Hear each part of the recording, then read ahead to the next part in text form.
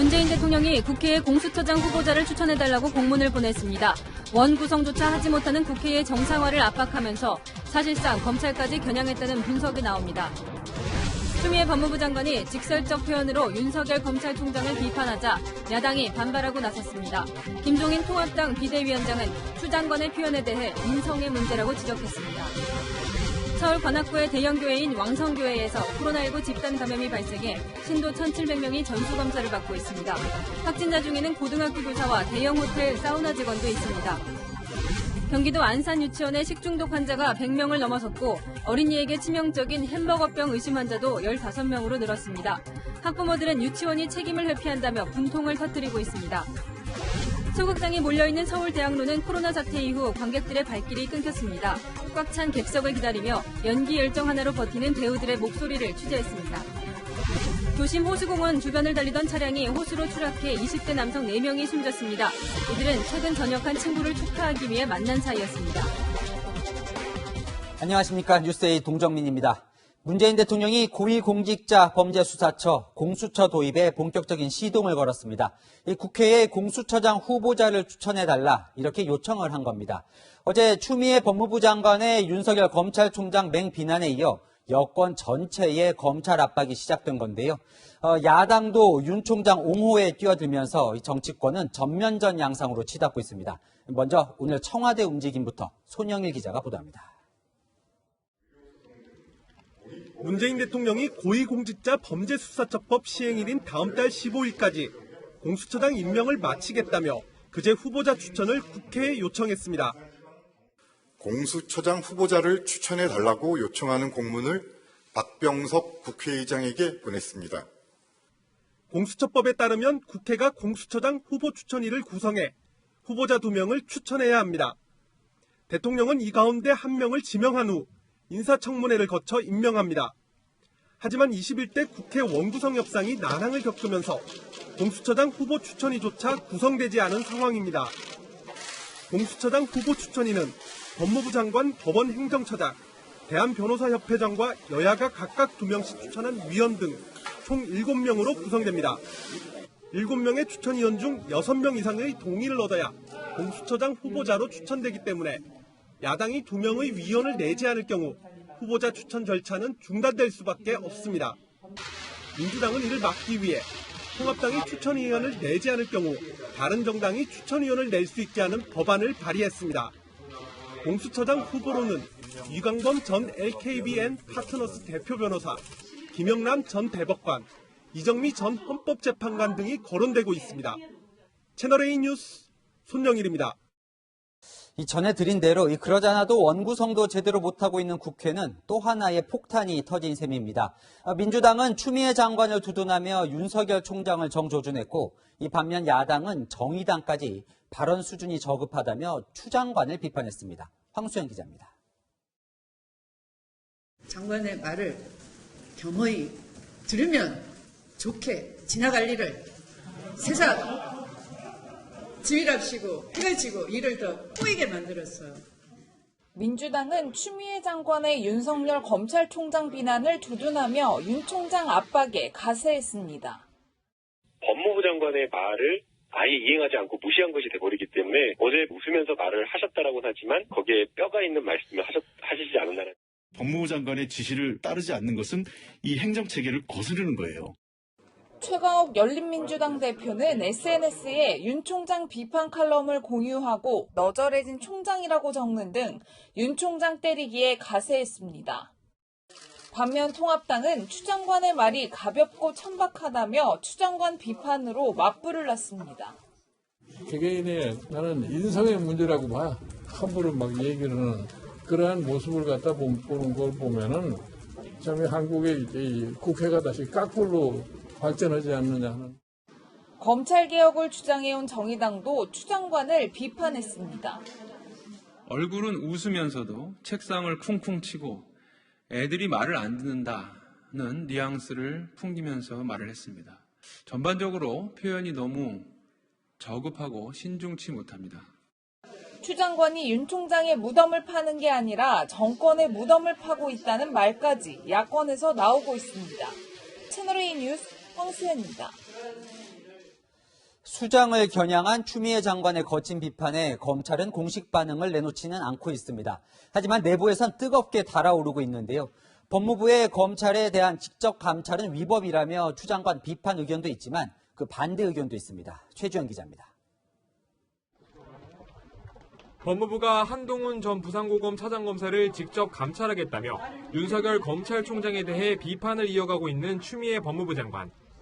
검찰은 일단 공식 대응을 내놓지 않고 있습니다. 하지만 검찰 내부에서는 여러 목소리가 나옵니다. 박철환 부산고검 창원지부 부장검사는 검찰 내부 통신망에 감찰 개시는 관련 규정 취지를 무시한 위법이자 부적정한 조치라고 주장했습니다. 박 부장검사는 법치국가의 법무부 장관으로서 시정하라는 말도 덧붙였습니다. 법무부가 법무부 감찰 규정을 근거로 추 장관의 직접 감찰이 정당하다고 주장하자 상위 규정인 법무부령을 근거로 수사 재판에 관여할 목적으로 감찰할 수 없다고 반박한 겁니다.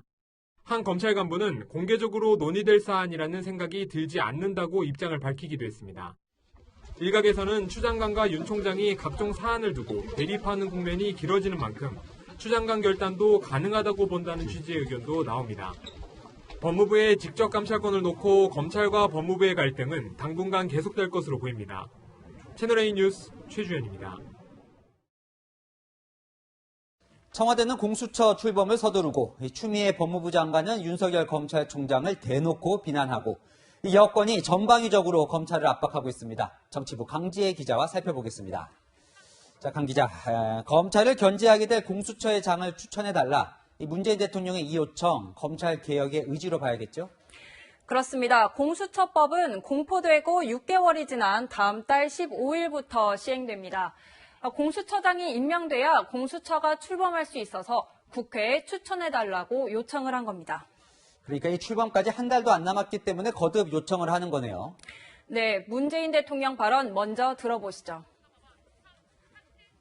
공수처법 검경수사권 조정과 관련한 구속조치 마련에도 만전을 기해야 하겠습니다. 특히 공수처가 법에 정해진 대로 다음 달에 출범할 수 있도록 국회의 협조도 당부드립니다. 지난 22일 이렇게 공개적으로 촉구했고 그저께 국회에 추천 공문을 보냈습니다. 그리고 오늘 강민석 청와대 대변인을 통해 공문을 보낸 사실을 밝히면서 공수처장 추천을 서두르고 있습니다. 그런데 궁금한 게 있어요. 불과 며칠 전에 문재인 대통령이 대립하고 있던 추미애 장관과 윤석열 검찰총장 같이 있는 자리에서 서로 협력하라고 분명히 했었잖아요. 윤 총장에게도 힘을 실어주는 듯 하는 느낌도 좀 들었었고, 그 다음에 여기 지금 이해찬 민주당 대표도 나와 있는데 그 이후에 윤 총장 거취에 대해서는 왈가왈부하지 마라. 이것도 다 비슷한 맥락으로 저희가 이제 전했었는데 그게 아니었나 보죠? 네, 표면적으로는 그런데 다른 해석들이 나옵니다. 민주당 일부 지지층에서는 문 대통령이 언급한 협력을 법무장관의 지시에 잘 따르라는 뜻으로 해석하고 있습니다. 또 이해찬 대표가 함구령을 내린 것도 윤 총장을 옹호하기 위해서가 아니라 3차 추경 논의에 집중하기 위해서일 뿐이라는 설명을 일부 민주당 관계자들이 하고 있습니다. 그렇다면 이제 윤석열 총장은 완전히 고립되어 있다, 이렇게 봐야 할까요? 네, 한마디로 삼면초가 형국입니다. 문 대통령 공수처 출범 준비 서두르고 있고 추미애 장관은 다음 달 검찰 인사를 통해 윤 총장의 손발을 묶을 가능성이 있습니다. 이쯤 되면 윤 총장이 자진 사퇴해야 되는 거 아니냐, 이게 여권 분위기입니다. 실제로 어제 여당 의원들 앞에서 추 장관이 윤 총장을 거칠게 공격했을 때 분위기가 어땠는지 함께 보시죠. 역대 법무부 장관이 말 안 되는 검찰총장 두고 일을 해본 적도 없고 또 제 지시라는 걸 발상을 해본 적도 없는데 제가 이제 아침에 샤워하면서 이거 제 지시를 해야 되겠구나. 눈치 있는 문정부에 박수를 치네요. 네, 이거 화기애애한 분위기 같네요. 그런데 하나 따져볼 게 있습니다. 이 공수처장 후보 추천위원회에는 야당 몫이 있잖아요. 지금 원구성도 제대로 안 되고 있어요. 그런데 야당이 추천을 안 하면 공수처장 못 뽑는 거 아닙니까? 네, 그래서 지금부터 치열한 수싸움이 여야 간에 벌어질 것 같습니다. 통합당은 제대로 논의하겠다는 이유를 들어서 공수처 출범을 최대한 늦출 것으로 보입니다. 후보 추천위원회 구성 규칙도 아직 안 만들어졌기 때문에 우선 규칙 만들 때 제대로 따지겠다는 계획입니다. 규칙이 만들어지더라도 야당목 추천 의원 2명을 추천하지 않으면 위원회 구성 자체가 안 되기 때문에 이를 통해 한 번 더 견제할 수 있습니다. 마지막으로는 후보 추천위원회에 참가해 표결에서 다투는 건데요. 7명 가운데 6명의 추천 의원이 찬성해야 후보가 되는 만큼 야당 2명 의원이 반대하면 후보 추천이 어렵게 됩니다. 그러니까 청와대와 민주당 입장에서는 아직 넘어야 할 산이 좀 남아있네요. 다음 달 15일 예정대로 출범할 수 있을지는 좀 더 지켜봐야겠습니다. 지금까지 강지혜 기자와 살펴봤습니다. 코로나19 소식으로 이어갑니다. 수도권 대형교회에서 16명이 집단 감염됐습니다. 서울 관악구 왕성교회입니다. 첫 확진자인 30대 여성은 성가대 연습에도 참가하고 1박 2일 수련회에도 다녀왔습니다. 교인 1,700명이 전수검사를 받고 있습니다. 먼저 이지훈 기자입니다. 교회 정문에 선별진료소 위치를 알리는 안내문이 붙었습니다. 교회 후문을 지나 골목길까지 코로나19 검사를 받으려는 신도들이 길게 줄을 늘어섰습니다. 왕성교회 측은 30대 여성 신도가 어제 확진 판정을 받은 이후 지금까지 16명이 확진됐다고 밝혔습니다. 방역당국은 교회 안에 선별진료소를 설치하고 지난 일요일 예배에 참석한 교인 1,700명에 대한 전수검사에 돌입했습니다. 처음 확진된 여성은 지난 18일 교회 성가대 연습에 참석한 데 이어 19일부터 1박 2일간 대부도에서 열린 교회 연수에도 다녀왔습니다. 방역당국은 두 모임에 참석한 신도 41명을 중심으로 바이러스가 전파된 것으로 추정하고 있습니다. 교회 측은 몇 차례나 연기된 행사라 더 미룰 수가 없었다며 친목도모가 아니라 교육 목적의 연수였다고 해명했습니다. 문제는 추가 확산 가능성입니다. 지금까지 확진된 16명 모두가 지난 주말 예배에도 참석한 것으로 확인된 겁니다. 교회 측은 예배 참석자의 명단을 작성했고 마스크 착용과 거리 두기 같은 방역 수칙을 철저히 지켰다고 밝혔습니다. 찬송, 식사를 함께하는 등 침방울로 인한 전파가 우려되는 수련회, 소모임 등은 취소 또는 연기시켜 주시고 비대면으로 전환해 주시기를 바랍니다. 확진자 중에는 서울의 한 고등학교 교사도 포함돼 있어 해당 학교의 등교 수업이 전면 중단되기도 했습니다. 채널A 뉴스 이지훈입니다. 왕성교회에서 감염된 확진자 중에 서울 고급 호텔 직원도 있습니다. 근무지인 호텔 사우나와 수영장, 휘트니스까지 일부 시설이 폐쇄됐습니다. 김재혁 기자가 보도합니다. 서울도심 세종대로 사거리에 있는 고급 호텔입니다. 호텔 9층의 사우나에서 관리 업무를 하던 용역업체 직원 25살 남성이 어제 오후 확진 판정을 받았습니다. 이 남성은 지난 22일부터 매일 호텔에 출근했고 확진 판정을 받은 어제도 근무한 것으로 전해졌습니다. 그런데 이 남성이 감염된 곳은 확진자가 대규모로 발생한 서울 관악구 왕성교회였습니다. 방역당국은 남성이 지난 21일 교회에서 예배할 때 다른 신도인 30대 여성을 통해 감염된 것으로 보고 있습니다. 30대 여성을 비롯해 같은 교회 신도들이 잇따라 확진 판정을 받았고 증상이 없었던 이 남성도 검사 결과 양성 판정을 받은 겁니다.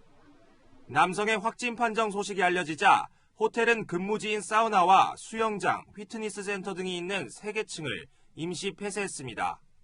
또 이 남성과 밀접 접촉한 호텔 직원 21명도 자가격리했습니다. 오늘 투석하려고 하셨던 거기 때문에 그분들한테 다 전화를 드려서 이 상황을 좀 설명해드리고 만약에 취소를 하고 싶다라고 하시면은 수수료 없이 취소를 진행해드리고. 방역당국은 역학조사를 통해 이 남성의 동선을 확인 중입니다. 채널A 뉴스 김재혁입니다. 어린이 눈에 손소독제가 튀었는데 각막에 심하게 화상을 입는 사건이 일어났습니다.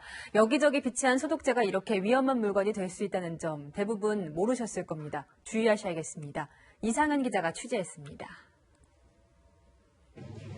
아파트 엘리베이터에 손소독제가 매달려 있습니다. 어른 손이 닿기 편한 1m 안팎 높이에 설치돼 있습니다. 5, 6세 아이들에게는 눈높이다 보니 아이가 직접 손소독제를 사용하다 눈에 튈 수도 있습니다. 실제로 대구에서 5살 아이의 눈에 손소독제가 튀어 각막에 화상을 입는 일도 있었습니다. 안 그래도 그거를 생각지도 못하고 있었는데 엘리베이터를 타니까 이게 진짜 위험하겠구나라는 생각이 들더라고요.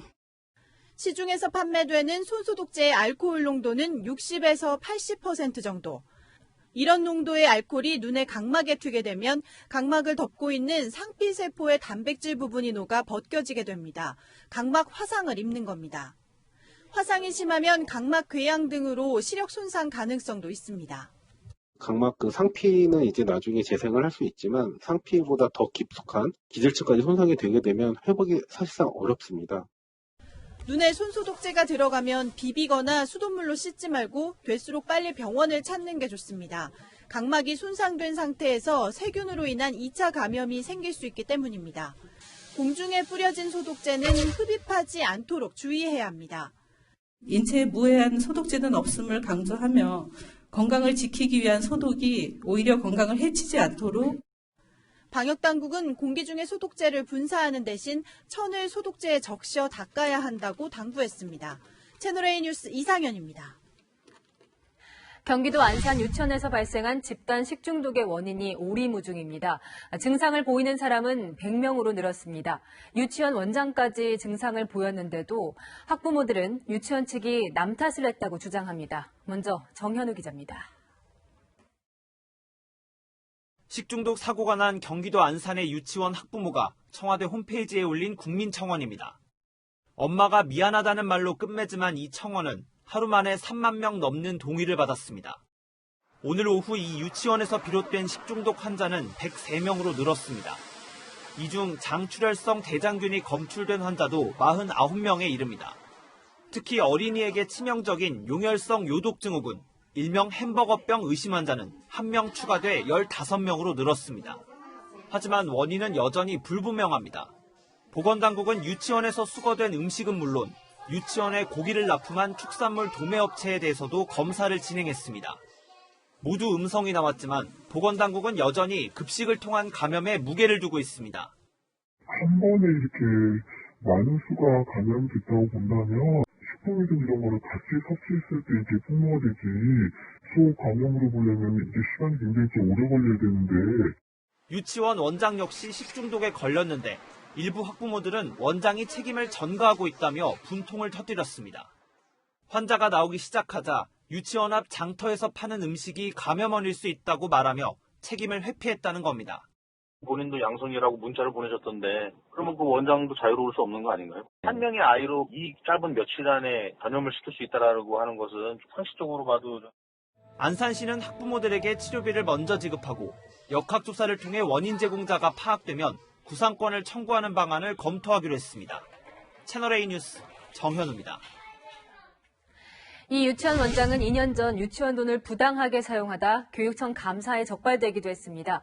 학부모들이 낸 돈을 사적으로 썼다는 내용입니다. 근처 다른 유치원에서도 식중독이 발생했습니다. 이어서 김철웅 기자입니다.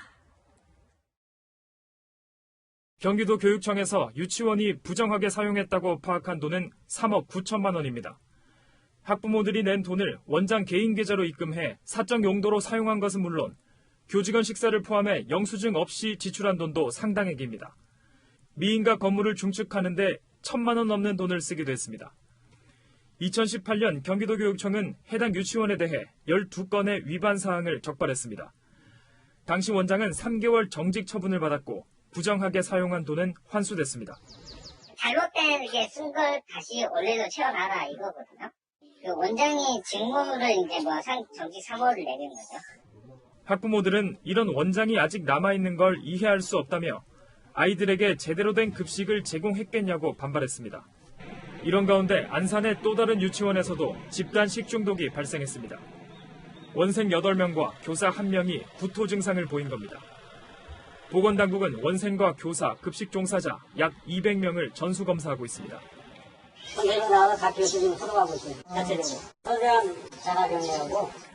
이 유치원은 앞서 식중독이 발생한 유치원과 식자재 공급업체가 다른 데다 검출된 대장균 종류도 달라 연관성은 낮다고 안산시는 설명했습니다. 채널A 뉴스 김철웅입니다.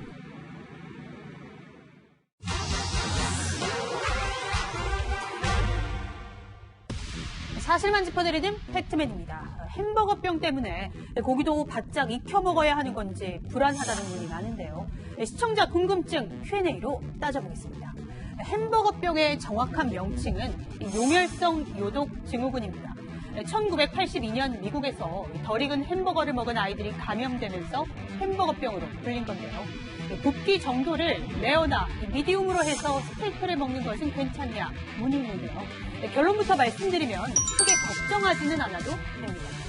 팩트맨이 다진 고기로 만든 햄버거 패티와 스테이크를 똑같은 조리 환경에서 같은 시간 동안 구워봤습니다. 절반으로 잘라보니 겉고기의 스테이크 고기는 덜 익고 패티는 다 익은 것처럼 보이죠. 하지만 중요한 건 이 조리 과정입니다. 스테이크는 칼이 닿은 곳이 표면이라 표면만 익히면 대장균 대부분이 죽지만 패티는 다릅니다. 손이나 칼, 도마 등과 닿은 다진 고기로 만들어져 주의가 필요합니다.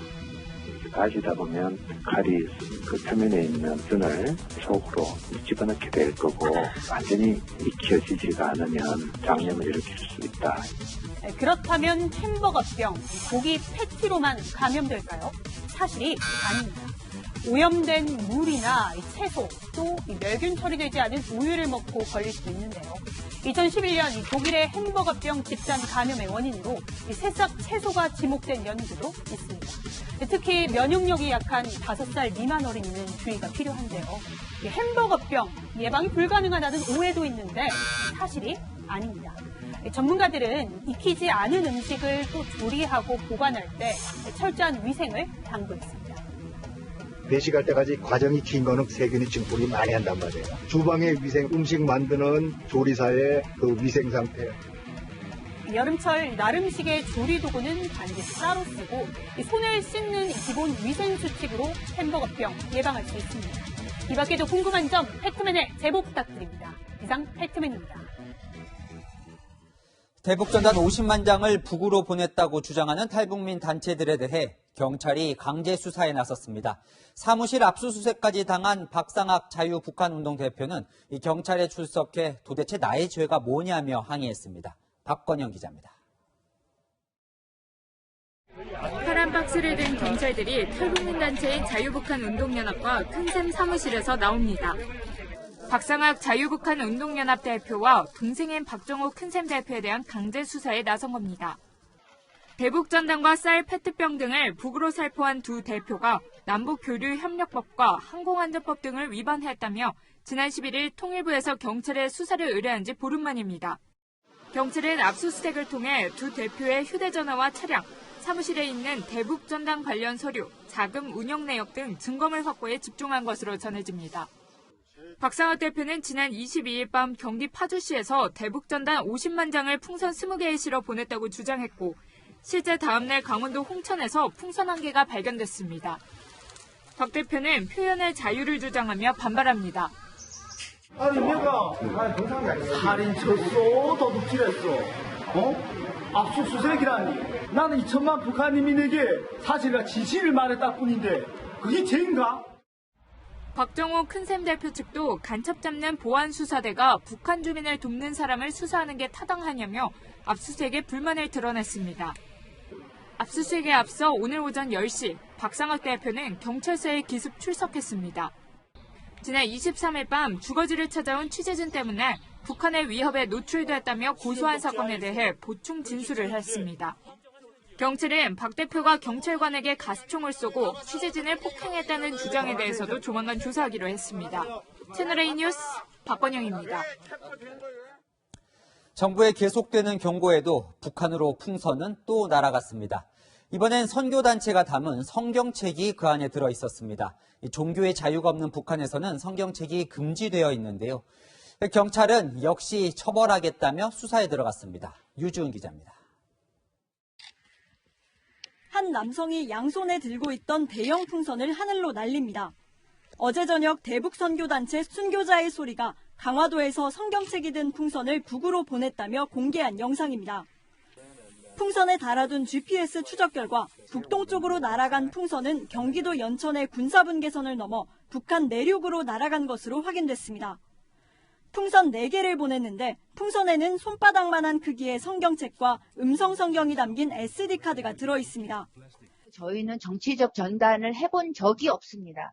성경만 있습니다. 그 성경은 북한에서 출판한 것이고 정치적 활동이 아닌 포교 활동인 만큼 문제될 게 없다는 겁니다. 하지만 대북전단 살포를 막고 있는 정부는 강경 대응에 나섰습니다. 대북 전단 및 물품 등 살포 금지 방침을 밝히고 수사를 진행하고 있는 상황에서 물품을 북한에 살포하려고 시도한 데 대해 유감스럽게 생각합니다. 아무리 성경책이라도 남북교류협력법상 승인받지 않은 물품에 해당하고 풍선 날리는 행위 자체가 접경지역 주민 안전을 위협하는 위법 행위라는 이유에서입니다. 또 북한은 헌법에 신앙의 자유를 가진다고 명시하고 있지만 성경책을 소지하기만 해도 처벌하는 등 사실상 종교 활동을 금지하고 있습니다.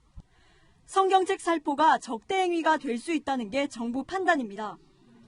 경찰이 엄정 대응을 강조하며 수사에 나섰지만 순교자의 소리 측은 처벌을 받더라도 성경책을 계속 북한에 보내겠다고 밝혔습니다. 채널A 뉴스 유주은입니다. 도심 한복판에 위치한 호수 속으로 SUV 차량이 추락했습니다. 차에 타고 있던 20대 남성 4명이 모두 숨졌습니다. 공국진 기자입니다. 가로등 불빛만 비추는 텅 빈 주차장에서 남성 4명이 SUV에 올라탑니다. 얼마 후 차량은 폭이 좁은 도로를 빠른 속도로 달립니다. 그런데 잠시 뒤 뒤따르던 차량이 잇따라 멈춰서고 운전자들도 도로에 내려 주변을 살핍니다. 오늘 새벽 1시 20분쯤 22살 김모 씨가 몰던 SUV가 공원 호수로 추락할 당시 모습입니다. 그래서 차를 팍 기더라고. 그래서 한쪽 모서리를 비껴줬어요. 아이들이 이제 젊으니까 와하고 밟고 갔는데. 호수에 추락한 차량인데요. 사고 충격으로 지붕이 폭삭 내려앉았습니다. 이 사고로 20대 운전자 김모 씨를 포함해 차량에 타고 있던 4명이 모두 숨졌습니다. 이들은 모두 20대 대학생으로 최근 군에서 전역한 친구를 축하하기 위해 모였던 것으로 알려졌습니다. 사고가 난 장소는 90도 가까이 꺾어지는 곡선 구간으로 편도 1차선 일방통행 도로입니다. 평소 시민들의 왕래가 잦아 이 구간의 제한 속도는 시속 30km입니다. 경찰은 숨진 운전자 김 씨의 음주 여부 등을 조사 중입니다.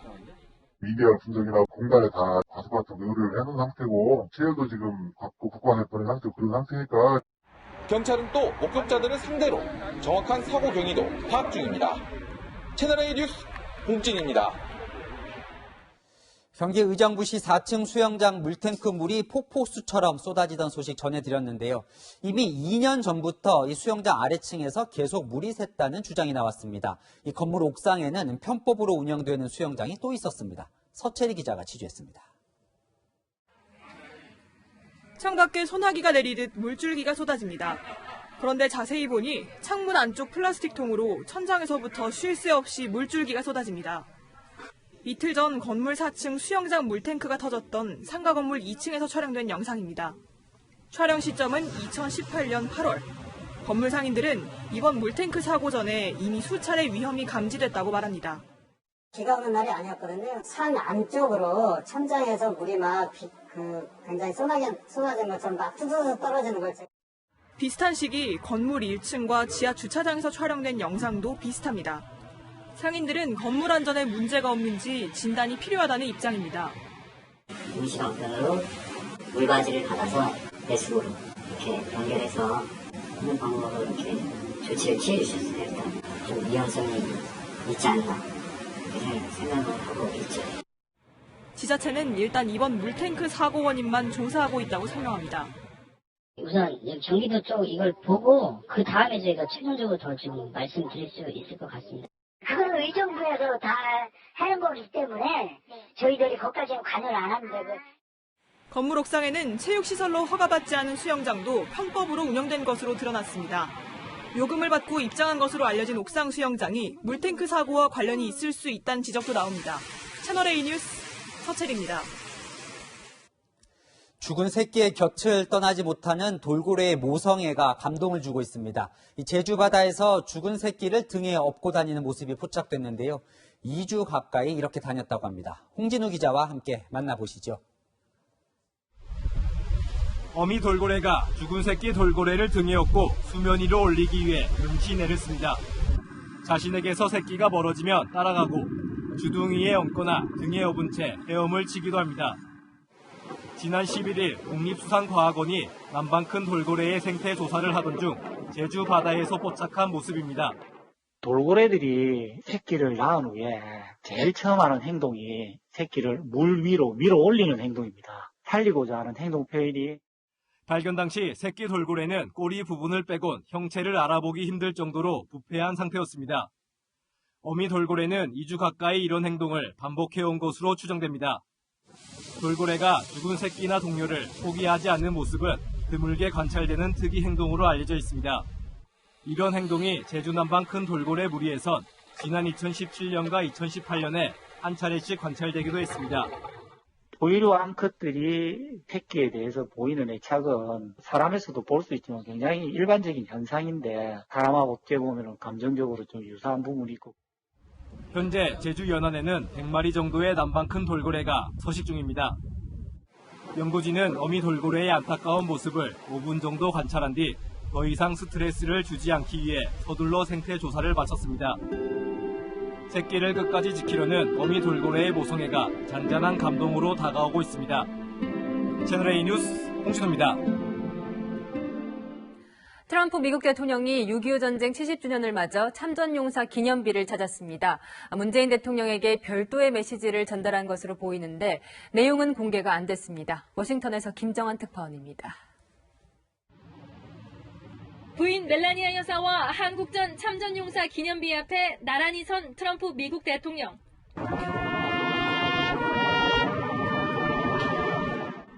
헌화와 묵념, 참전용사들에게도 거수경례로 경의를 표합니다.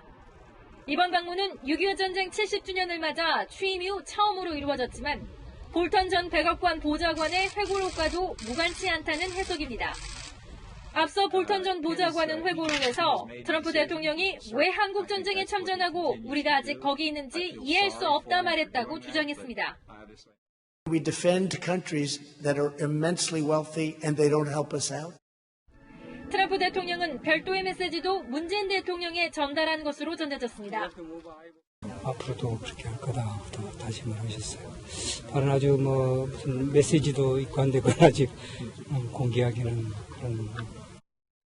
이런 가운데 폼페이오 국무장관도 성명을 내고 미국의 한미 방위 약속은 철통 같다고 강조했고 스틸웰 국무부 동아태 차관보는 교착 상태인 북미 비핵화 협상과 관련해 북한의 태도 변화를 촉구했습니다.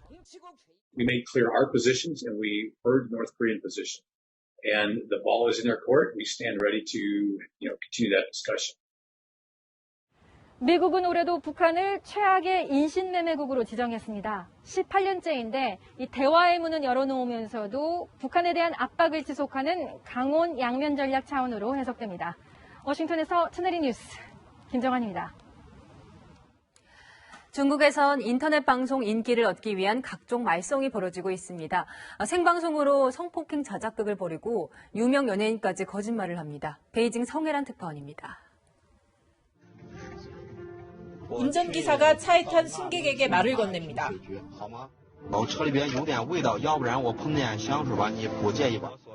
이 남성은 물을 사러 가겠다며 잠시 자리를 비운 뒤 다시 차로 돌아와 생방송을 이어갑니다. 喷这个东西是让他昏迷的啊，兄弟们，是让他昏迷的。一个人上一个小礼物啊，一个人上一个小礼物啊，兄弟们。 중국 최대 차량 공유 서비스 업체인 디디 출신 운전기사가 성폭행했다는 내용의 이 영상은 SNS를 통해 급속하게 퍼졌습니다. 중국 네티즌들은 공유 차량 기사가 또 성폭행을 저질렀다며 분노했고 결국 경찰이 수사에 착수했습니다.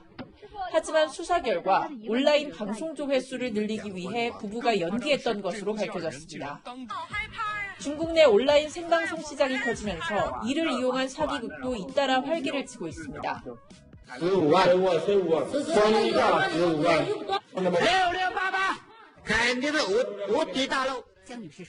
한 일당은 가짜 원석을 팔기 위해 서로 짜고 생방송을 하다 경찰에 붙잡혔습니다. 상하이에서도 생방송으로 투자 사기극을 벌인 일당 40여 명이 검거됐습니다.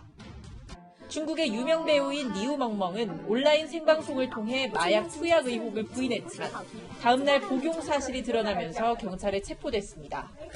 我觉得我在这儿给他直播就证明是一个最好的证明，而且呢。 중국 당국은 온라인 생방송이 범죄에 이용되고 있다며 대대적인 단속을 벌일 예정입니다. 베이징에서 채널A 뉴스 성혜란입니다. 일본 전범기업의 강제징용 배상과 사과를 촉구하는 일본 시민단체들의 집회가 3개월 만에 다시 열렸습니다. 우익 세력도 현장에 나타나서 방해를 했습니다. 도쿄 김범석 특파원입니다.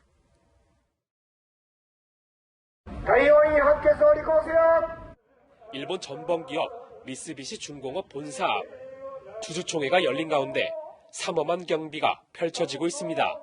일본 시민단체 회원 20여 명이 마스크를 쓴 채 한국의 강제징용 대법원 판결을 이행하라고 촉구한 겁니다. 매주 금요일 일본 외무성과 전범기업 본사 앞에서 강제징용 배상 및 사과를 촉구하는 집회인 금요 행동이 코로나19 여파로 중단됐다가 오늘부터 재개됐습니다.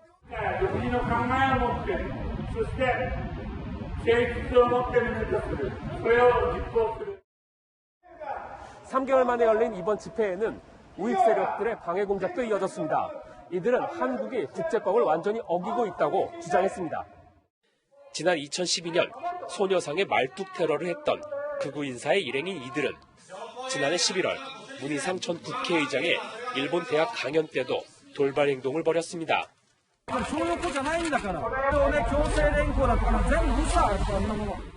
시민단체 회원들은 최근 군함도 역사 왜곡 홍보관인 산업유산정보센터의 개관에 대해서도 목소리를 높였습니다. 約束したじゃないですか。それを隠して、それを無視して、あのような展示に切り替えるってね。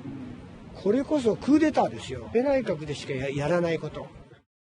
한편 또 다른 전범기업인 일본제철에 대한 압류 결정문 공시송달 기한은 8월 4일 0시까지로 자산 강제 매각 시기가 임박한 상황입니다. 도쿄에서 채널A 뉴스 김범석입니다. 코로나19 사태가 길어지면서 사회적 거리두기에 반발하는 사람들도 늘어납니다. 영국 런던에선 파티를 해산시키려는 경찰을 시민들이 공격하는 폭동이 벌어졌습니다. 정한희 기자입니다.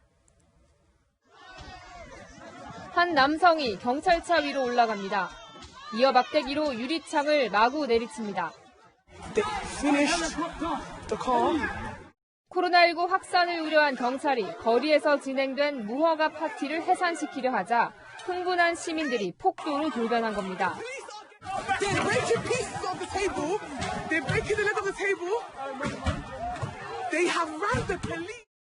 한밤 난동으로 경찰관 22명이 다친 가운데 런던 시장은 경찰에 대한 폭력은 용인되지 않을 것이라고 밝혔습니다. 코로나19 확산세가 꺾인 이탈리아에선 코로나19 집단 감염이 발생하면서 다시 비상이 걸렸습니다. 이탈리아 나폴리에서 북쪽으로 60km 떨어진 캄파니아주 몬드라고네 지역에서 49명이 확진자로 판명된 겁니다. 게다가 확진자 중 일부의 행방이 뮤연해지면서 방역당국은 인근 주민 700여 명에 대해 외출 금지 명령을 내리고 군 병력까지 동원해 통제에 나섰습니다. Abbiamo mobilitato le forze dell'ordine perché ci fosse un controllo rigoroso anche sulle persone messe in quarantena. 그러자 주민들은 건물 밖으로 의자 등을 내던지며 통제 조치에 반발했습니다. 이런 가운데 미국의 누적 확진자가 공식 보고된 것보다 10배 많을 수 있다는 경고가 나왔습니다. 무증상 감염자 등이 통계에 잡히지 않았다는 걸로 실제 확진자는 2,400만 명에 이를 수 있다는 얘기입니다. 아울러 브라질과 인도 등에서도 확진자가 급증하면서 전 세계 코로나19 누적 확진자 수는 961만 명을 넘어섰습니다. 채널A 뉴스 정한입니다. 우리도 코로나19가 길어지면서 특히 공연예술계가 고사하고 있습니다. 그중에서도 서울 대학로에 있는 소극장들은 피해가 큽니다. 간절한 마음으로 관객을 기다리는 배우들의 이야기를 들어봤습니다.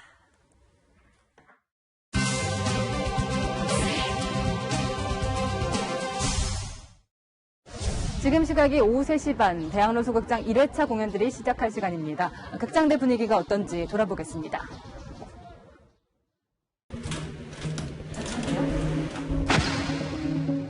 연극 언제 하는 거예요? 평일에는 아예 안 하고 주말만 하고 주말하고 쉬고 되는데. 잠깐 들어봐도 괜찮을까요? 여기 재밌어 있거든요. 이번은 1년 만에 크게 초고속으로 코로나 이후에 좀 일상은 어떻게 지내고 계세요? 거의 연습만 계속 하고 있는 것 같아요. 주말에는 공연 하시는 거예요? 하는데 인원이 10명이 넘지가 않아요. 그냥 뭐 4명? 5명? 오디션도 많이 안 뜨고 이제 촬영도 많이 좀 줄어든 편이어가지고 다들 기회가 많이 좀 사라지는 것 같긴 하다. 조금 더 큰 규모의 극장은 어떨까요? 여긴 연습이 한창 진행 중인 극단인데요. 제가 한번 들어가 보겠습니다.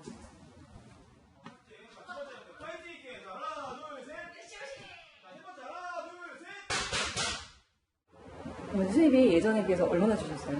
현실적으로 말하면 한 반토막이 났다고 이제 교통비랑 이제 통신비도 솔직히 말해서 감당하기 힘든 정도로 서빙도 하고 정말로 돈이 부족할 때는 인력소에 나가서 인력도 좀 띄고 발열 체크도 하고 공연 보시면서도 이제 마스크를 쓰고 있기 때문에 안전하게 생각하고 오셨으면은 발길 끊긴 대학로에 응원을 보내는 관객도 있습니다.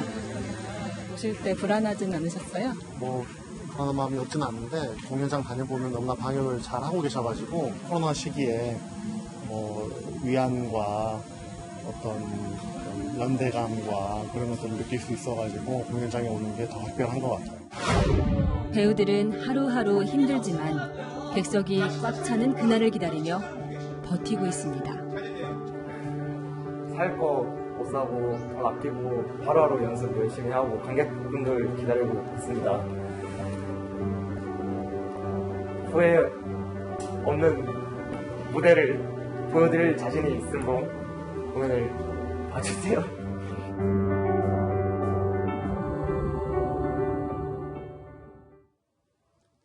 최대 70%까지 할인하는 대한민국 동행세일 행사가 오늘부터 시작됐습니다. 이 백화점, 대형마트, 전통시장의 홈쇼핑까지 참여하고 있는데요. 어떤 물건들을 얼마나 싸게 살 수 있는지 박정서 기자가 현장에 다녀왔습니다. 평소 횡하던 서울역 야외광장이 오랜만에 사람들로 붐빕니다. 동행세일 행사가 시작된 야외 매장입니다. 이렇게 최대 70%까지 의류 상품을 할인한다는 안내판도 볼 수 있는데요. 매장을 찾는 손님들도 점점 늘어나고 있습니다. 3만 원대 운동화가 만 원대, 싼 값에 대형마트 물건을 구입한 소비자들은 기뻐합니다. 운동화 사려고 저희 할아버지 거 사려고 나왔는데 굉장히 생각했던 것보다 많이 싸요. 한 푼이라도 싼 게 많이 도움이 되죠. 반팔 카라티 되게 싸게 팔길래 그거 좀 사갖고 가려고요. 거의 반값 정도로 완전 싸게 하는 것 같은데요. 정부가 주도하는 이번 행사에는 백화점, 대형마트, 동네 슈퍼, 온라인 쇼핑몰 등이 대거 참여했습니다. 의류 가전은 물론 달걀 같은 농축수산물, 자동차까지 할인 품목도 다양합니다. 한 홈쇼핑은 오늘 가자미 36마리를 평소보다 31% 할인한 27,000원대에 판매해 방송시간 10분을 남기고 매진을 기록했습니다. 백화점도 간만에 활기가 돕니다. 생활용품과 주방용품, 액세서리까지 중소기업이 만든 제품을 최대 70%까지 저렴하게 팔자 사람들이 몰려듭니다. 주방용품도 하고 중소기업에서 만드는 의류도 구입도 하고 어려움을 처한 중소기업과 그리고 저희 협력회사 분들에게 보탬이 되고. 전통시장에선 구매 금액 일부를 최대 4만 원까지 온누리 상품권으로 환급해줍니다. 코로나19 속에서 열리는 만큼 소상공인 온라인몰의 실시간 판매 등 비대면 할인 행사가 많아진 것도 특징입니다. 이번 대규모 할인 행사는 다음 달 12일까지 진행됩니다. 채널A 뉴스 박정서입니다.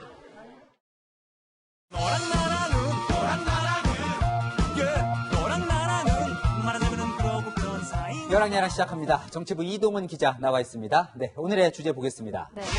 멋이 중한비, 영화 곡성의 유명한 대사인데 이해찬 민주당 대표와는 무슨 상관이 있는 겁니까? 네, 인천국제공항 비정규직 보안검색원 1,900여 명의 정규직 전환 논란과 관련해 이해찬 대표가 사소한 일이라고 했다가 구설에 올랐습니다.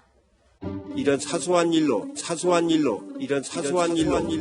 뭐 사소한 표현은 아닙니다만 이런 일로 인해서 국민들이 혼란에 빠뜨리는 그런 행위가 더 이상 벌어지지 않도록 자중할 것을 권고를 합니다. 사소한 일이라고 했다가 아차 싶었는지 사소한 편은 아니라고 고쳐버렸는데요. 그 동정민 앵커는 인천국제공항 사태 사소한 일이라고 생각하시나요? 이 중요한 일이 아니라면 연일 논란이 되진 않겠죠. 네. 또 이 청와대에 이 정규직화를 그만해달라. 이 청원에 동의한 사람이 20만 명이 벌써 넘었더라고요. 네. 그러니까 멋이 중한데 이동훈 기자가 무슨 말 하려는지 좀 이해가 될 것 같기도 하네요. 네. 이 대표 실수라고 할 수도 있겠지만 여당 대표의 말은 더 신중했어야 하는 거 아닌가 이런 지적이 나옵니다. 이 김두관 민주당 의원 발언도 오늘 한창 논란이었어요. 네, 김 의원은 20만 명이 넘는 사람들이 청와대 청원에 동의한 건 외국 보도 때문이라고 했습니다. 또 조금 더 배우고 필기시험 합격해서 정규직이 됐다고 비정규직보다 2배가량 임금을 더 받는 것이 오히려 불공정하다고 주장했습니다. 네, 이 조금 더 배우고 그럼 힘들게 취직시험은 왜 준비하냐 이런 비판들도 많던데 네. 인터넷에 이 김두관 패러디가 많이 떠돌던데요. 그렇습니다. 김 의원도 보좌관과 동일 임금 받겠죠. K리거보다 연봉 수십 배 받는 축구선수 메시는 불공정의 화신이라는 등 김 의원 주장을 비꼬는 비판이 나오고 있습니다. 하태경 미래통합당 의원은 청년들이 원하는 건 공정한 정규직화다. 김 의원 발언은 청년들에 대한 모독이라고 지적했습니다. 이런 민심이 이 대통령 지지율에도 좀 영향을 미치지 않겠습니까? 네, 그런 것 같습니다. 오늘 여론조사 결과가 나왔는데요. 20대 청년층의 문재인 대통령 지지율은 지난주 53%에서 이번 주 41%로 12%포인트나 급락했습니다. 20대 청년층의 민주당 지지율도 20%대로 떨어졌습니다. 청와대도 신경을 안 쓸 수는 없을 것 같아요. 어제는 취업 준비생들이 예민해서 그런 거다 이런 얘기를 했죠. 네, 청와대 멋이 중헌디 이런 반응입니다. 지지율에 일희일비하지 않겠다는 건데요. 비정규직을 정규직으로 전환하겠다는 대통령의 약속도 중요하겠지만 취업 준비생들의 어려움과 마음을 헤아리는 것도 중요할 것 같습니다. 20대 고용률이 IMF 때보다 더 낮은 게 현실입니다. 청년들의 이런 불안하고 절박한 마음에 상처는 주지 말아야겠습니다. 지금까지 여랑야랑이었습니다. 이재용 삼성전자 부회장이 또다시 법정에 설지 외부 전문가들의 의견을 듣는 대검 수사심의위원회가 조금 전 회의를 마쳤습니다. 수사심의위는 이번 사건을 재판에 넘기지 말라고 권고했습니다. 대검찰청의 유승진 기자 나가 있습니다. 자, 유 기자, 결론이 언제 나왔습니까? 네, 대검의 수사심의위원회는 조금 전인 7시 반쯤에 마무리됐습니다.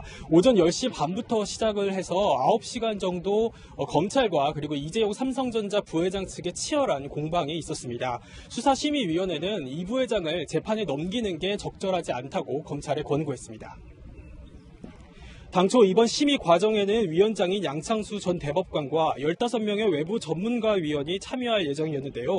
최지성 전 삼성 미래전략실장과 친분이 있는 양 전 대법관이 심의에서 빠지면서 14명의 위원이 기소 여부를 논의했습니다. 통상 만장일치로 결론을 내지만 과반수 찬성이 있으면 이 기소 여부를 결정할 수 있습니다. 자, 이 불기소를 권고하는 결론을 내리기까지 핵심 쟁점이 뭐였나요? 네, 삼성물산과 제일모직 합병에 불법이 있었는지 그리고 이 불법에 이재용 삼성전자 부회장이 관여를 했는지를 두고 검찰과 변호인 간의 치열한 법리 다툼이 있었습니다. 양측은 각각 50페이지 분량의 의견서를 준비를 해서 위원들에게 제출을 했습니다. 이 부회장 방어에 부패범죄 수사 경험이 많은 변호사들이 나서면서 전현직 특수통 검사들이 심의 과정에서 맞붙었습니다. 자, 이재용 부회장을 재판에 넘기지 말라는 권고를 검찰이 반드시 따라야 하나요?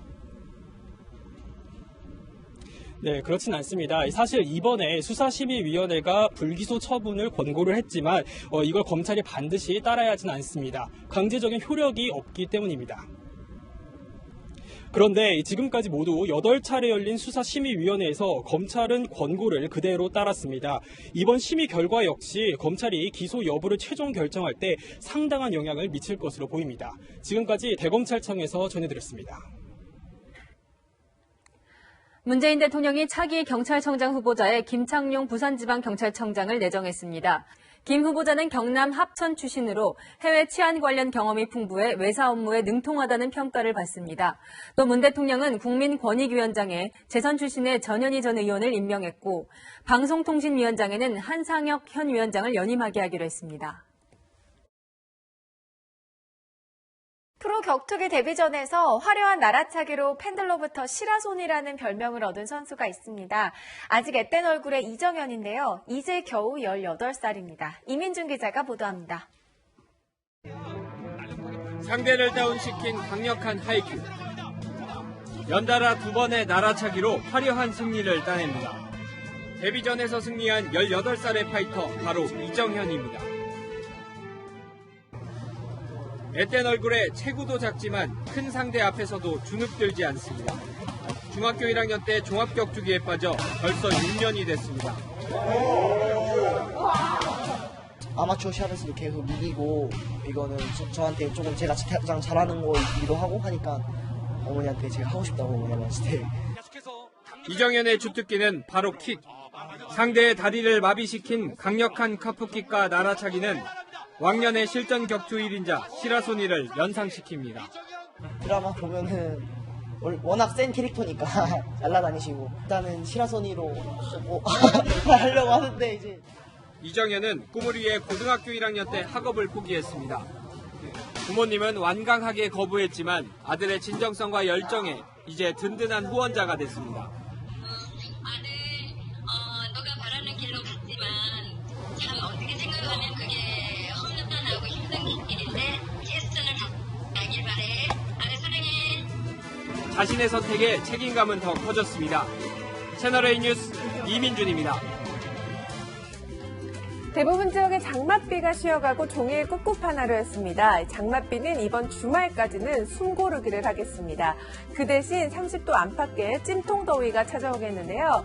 장마전선은 지금 남쪽 해상으로 물러나 있습니다. 토요일에만 제주와 전남 남해안 지역에 영향을 주겠습니다. 내일 제주도에는 20에서 60mm, 전남 해안에는 5mm 안팎의 장맛비가 지나겠고요. 이와 별개로 중부 지역에는 5에서 30mm의 요란한 소나기가 지나겠습니다. 일요일에는 장맛비 소식 없이 소나기만 지나겠습니다.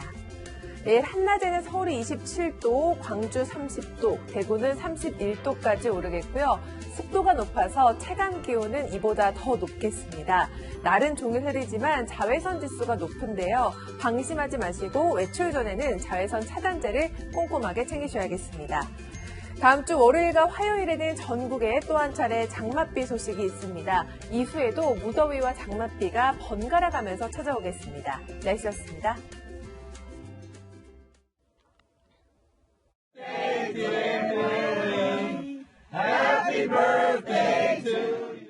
자가격리 중인 미국 100살 할머니가 유리창 너머로 생일 축하를 받았습니다. 이웃들의 마음은 결코 멀지 않아 보이죠? 오빠 내가 마음이 쉰다. 코로나 기사한테 앞으로 오지 말해. 우리도 요즘 요양원에 모신 부모님들 손 한 번 못 잡아보고 화상통화나 유리병 너머로 그리워해야 하는 가족들이 많습니다. 참 잔인한 바이러스입니다. 7월부터 드디어 요양병원에 있는 부모님들의 손을 잡을 수 있게 됩니다. 이 정부가 비접촉 면회를 허용한 건데요. 비록 투명 차단막을 두고 비닐 장갑도 껴야 하지만 그래도 그게 어딘가요? 코로나가 우리에게 준 선물이 있습니다. 당연한 것들에 대한 소중함. 할 수 있을 때 잘합시다. 내일도 뉴스입니다.